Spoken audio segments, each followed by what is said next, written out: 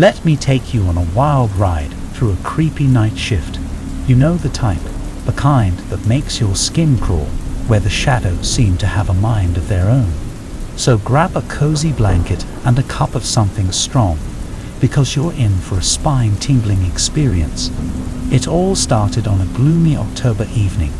I'd just landed a job as a security guard at a massive old factory on the outskirts of town.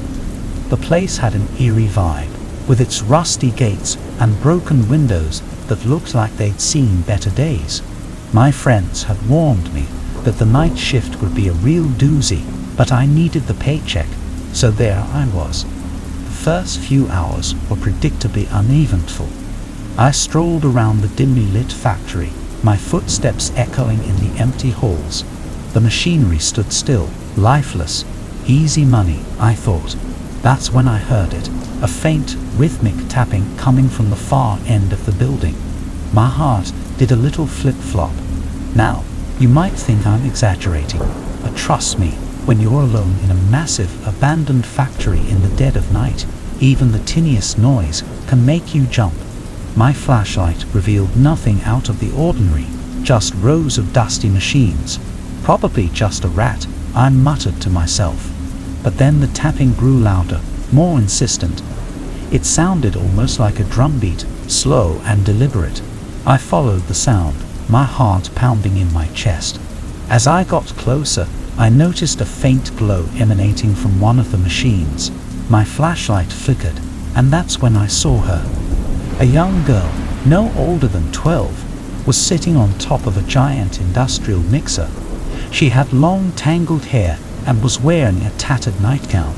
Her skin was pale, and her eyes were wide and empty.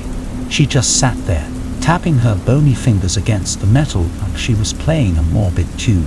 I froze, my brain struggling to process what I was seeing. How had she gotten in here? What was she doing in this creepy place at this ungodly hour? And why did she look so lifeless? I called out to her, but she didn't react. It was like she couldn't hear me. I took a step closer, and that's when it happened. The girl's head snapped up, her eyes locking onto mine. Her mouth twisted into a grotesque grin, revealing rows of sharp, yellowed teeth. Panic surged through me as I stumbled back, my flashlight falling to the ground, plunging us into darkness. I fumbled for my phone, turning on its feeble flashlight. When the light hit her again, she was gone. Just an empty industrial mixer, not a trace of the girl. My heart raced, and my mind raced even faster.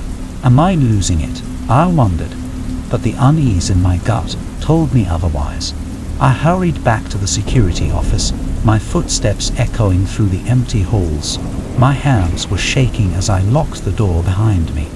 I needed to get out of there, to call the cops or someone who could make sense of all this.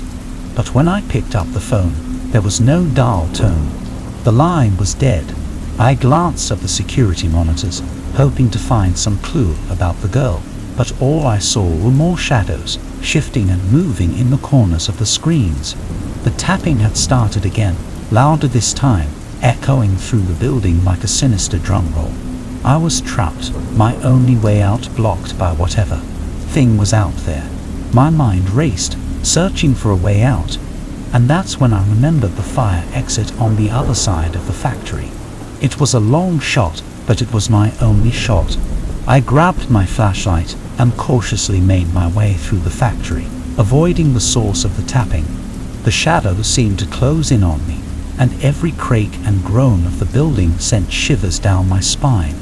As I reached the fire exit, I flung the door open, expecting to see freedom on the other side. But instead, I found myself standing in a pitch-black forest. The trees loomed overhead, their branches twisted and contorted like gnarled hands reaching for me.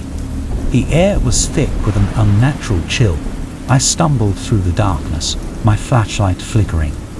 It was like the factory had vanished, and I was trapped in this nightmarish forest. And then, just when I thought it couldn't get any worse, I heard it again, the tapping. It was all around me now, coming from the trees themselves. I turned to run, but I tripped and fell, my flashlight slipping from my grasp. I was surrounded by darkness, and the tapping was closing in. I could feel it, like 1,000 icy fingers brushing against my skin. And that's when I woke up, drenched in sweat, in my own bed. It had all been a dream, a twisted nightmare. I let out a shaky breath, relief washing over me. It had felt so real, so vivid, but as I got out of bed and went to the bathroom, I couldn't shake the feeling that something wasn't quite right. And that's when I caught a glimpse of myself in the mirror, a young girl, no older than 12, with long tangled hair and empty, lifeless eyes, staring back at me with a grotesque grin. Alright, I've got a tale for you that'll give you goosebumps. It all went down during one of the creepiest night shifts I've ever had to endure. Grab your favorite comforter and prepare to dive into this spine-chilling story. Picture this, I'm working the graveyard shift at a gas station on the outskirts of town. It's the kind of place that time forgot, a desolate oasis in the middle of nowhere. The buzzing fluorescent lights barely illuminate the dim aisles, and the only sounds are the soft hum of the refrigerators and the occasional distant rumble of a passing truck. Now, night shifts can be strange in their own right, with their solitude and silence. But this place had an extra layer of weirdness, one that clung to the very air you breathed. And it all started with him, the man who would visit me every night. On that first night, he walked in around 2 a.m., tall and lanky, with disheveled hair and a shaggy beard. He seemed like just another weary traveler looking for a late-night snack, but the way he stared at me, unblinking, sent a shiver down my spine. "Long night ahead, huh?" I said, trying to break the awkward silence. "Yeah," he replied in a raspy voice that seemed to come from the depths of a well. "I love the night." His words hung in the air, heavier than they should have been. People can be oddballs, I thought, and I brushed it off. After all, it was just another night. But then he started coming back, night after night, always around the same time. And with each visit, he grew stranger, more unsettling. He would linger at the counter, his eyes never leaving mine, as if he was probing the depths of my soul. "Do you like working alone here, all night long?" he once asked, his voice dripping with something I couldn't quite place. I mumbled a response, feeling like a trapped animal under his intense gaze. It was as if he was drawing me into his world, a world that existed in the shadows and thrived on the eerie stillness of the night. On the third night, things took a turn for the bizarre. He handed me a crumpled piece of paper, and on it were a series of numbers, scribbled in what appeared to be hurried, frantic strokes. "These numbers are important," he whispered, leaning in so close that I could feel his hot breath on my neck. "Remember them." I stared at the paper, bewildered. "What are these for?" But he just chuckled, a low, sinister sound, and walked out into the night, leaving me with more questions than answers. The numbers meant nothing to me, and they didn't seem to correspond to any of the items we sold. As the nights wore on, he became increasingly unhinged. He'd stand at the counter for hours, muttering to himself in a language I couldn't understand, his eyes darting around the store like he was searching for something that only he could see. His visits became less about buying things and more about tormenting me. "Do you hear them?" he'd whisper, his voice barely audible. "The screams in the darkness." "They're beautiful," I'd nod, not wanting to provoke him any further. But inside, I was a wreck. What had I gotten myself into? I thought about calling the police, but what could I tell them? "Hey, there's a guy who talks in riddles and gives me mysterious numbers." It sounded insane even to me. But then, on the 7th night, he crossed a line that sent me over the edge. He walked in, a sly grin on his face, and handed me a small tattered box wrapped in faded, crinkled paper. "I got you a gift," he said, his voice oozing false kindness. I hesitated, but took the box, carefully unwrapping it. Inside, I found a dead raven, its lifeless eyes staring up at me, a gut-wrenching stench filling the air. I dropped the box in horror. "What the hell is wrong with you?" I yelled, anger finally boiling over. He laughed, a sound that sent shivers down my spine. "I thought you'd appreciate it," he said, his eyes gleaming with madness. That was it. I couldn't take it anymore. I grabbed my phone, ready to dial 911, but then something caught my eye. The numbers he'd given me on that crumpled piece of paper were the same as the ones on the Raven's tag. "What do these numbers mean?" I demanded, my voice trembling. He grinned wider, revealing a set of jagged yellow teeth. "They're the coordinates," he said, his voice barely above a whisper. "Coordinates to something special." Suddenly it clicked. The coordinates led to a remote location, far from civilization. I realized he was leading me to something sinister and unknown. I decided to play along, to pretend I was on board with his twisted game. "Tell me more," I said, my voice shaky. He leaned in closer, his eyes burning with a manic intensity. "It's a place where the night comes alive," he whispered. "A place where you'll see things you can't even imagine." That's when I knew I had to escape, to get as far away from him as possible. I faked a smile and told him I needed to take a break, that I'd be right back. But instead of returning to the gas station, I jumped in my car and drove far, far away. As I sped down the empty highway, I couldn't help but wonder what secrets those coordinates held. But one thing was for sure, I wasn't about to find out.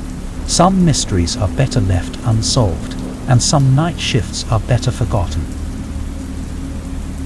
Alright, buckle up for a tale that'll make you question the very fabric of time and reality. It all happened during one of those night shifts that seem to stretch into eternity. You know, the ones where the clock mocks you and every minute feels like an hour. The convenience store I worked at was a relic from a bygone era, a place where forgotten dreams clung to the walls like faded memories. The fluorescent lights, which should have brightened the dingy interior, flickered sporadically, casting eerie shadows that danced in the corners of the store. As I stood behind the counter, the clock on the wall ticked away, the seconds feeling like hours. It was one of those old-fashioned analog clocks with a loud, relentless ticking that seemed to mock my every move. My gaze was fixed on its hands, watching them crawl at an agonizing pace. "Another long night ahead," I muttered, running a hand through my hair, a futile attempt to ward off the encroaching boredom. Time can be a fickle friend on night shifts, and this night was no exception. The clock, in all its stubbornness, seemed to glitch, the second hand freezing in place as if time itself had decided to take a break. I blinked, thinking it was just my tired eyes playing tricks on me. But when I looked again, it hadn't moved an inch. Panic started to creep in. I tried to reach for my phone, hoping to check the time and maybe call for help, but the screen remained dark, as lifeless as the night itself. I was cut off from the world, alone in this eerie limbo. That's when I heard it, a strange, otherworldly buzzing sound coming from outside. It was a low, persistent hum, like a swarm of bees echoing through the stillness of the night. I hesitated, my curiosity overcoming my fear, and decided to step outside to investigate. The moment I pushed open the glass door, I was greeted by a sight that defied explanation. The night sky, usually a canvas of velvety blackness, was ablaze with colors. It was as if the cosmos had decided to put on a dazzling fireworks display just for me. Bright streaks of crimson, emerald green, and sapphire blue painted the heavens, creating a breathtaking, mesmerizing spectacle. I stood there, dumbfounded, as minutes stretched into hours. The stars themselves seemed to dance in rhythm to the celestial symphony, but beneath the beauty, a creeping unease began to take hold. The buzzing sound had grown louder, more intense, and I could feel the vibrations in my bones. "Am I dreaming?" I mumbled, my voice barely audible even to myself.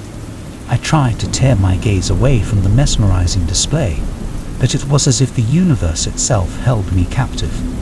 Time had lost all meaning, and I felt like a passenger on a cosmic roller coaster with no way off. As the hours slipped away, I noticed a figure approaching from the darkness. The stranger was tall and pale, his face obscured by the hood of his tattered coat.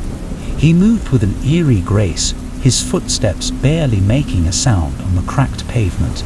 "Late night, huh?" I said, my voice quivering, desperate to break the strange silence. The figure didn't respond, just drifted through the aisles with an almost ethereal presence. His eyes, hidden in shadow, remained fixed on me. It was as if he was studying me, analyzing my very soul. "Are you all right?" I ventured to ask, my voice wavering as a shiver coursed down my spine. Finally, he spoke, his voice a low guttural whisper that sent chills down my spine. "Time is just an illusion," he muttered, his words heavy with a sinister weight. "It bends and twists when it pleases." I watched in horror as he reached out towards the frozen clock, his bony fingers hovering over it. With a flick of his wrist, the second hand sprang to life, moving at an unnatural speed. I stumbled back, my heart pounding in my chest as the world around me blurred and distorted. "What did you do?" I cried out, my voice filled with a mixture of fear and anger. The hooded figure turned to me, his hood falling back to reveal a face that defied reason. His eyes were pools of infinite darkness, devoid of light or life. A grin spread across his face, revealing rows of razor-sharp teeth that seemed to gleam with malevolence. "I set it free," he said, his voice dripping with a sickening glee. Time itself became a relentless force, racing forward at an impossible pace. The buzzing sound from outside grew deafening, filling my ears with a maddening cacophony. I watched in horror as the shelves emptied before my eyes, their contents vanishing into thin air. "Stop this," I pleaded, my voice barely audible over the deafening noise. But the hooded figure only laughed, a sound that scraped at the very core of my being.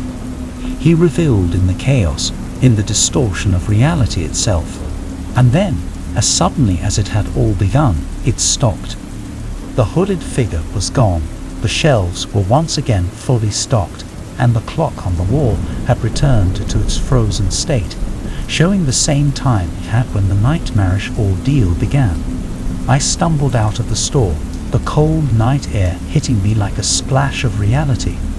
The buzzing had ceased, and the night sky had returned to its usual, starless self. I reached for my phone, and it sprang to life, displaying the current time. But here's the twist, the one that haunts my every waking moment.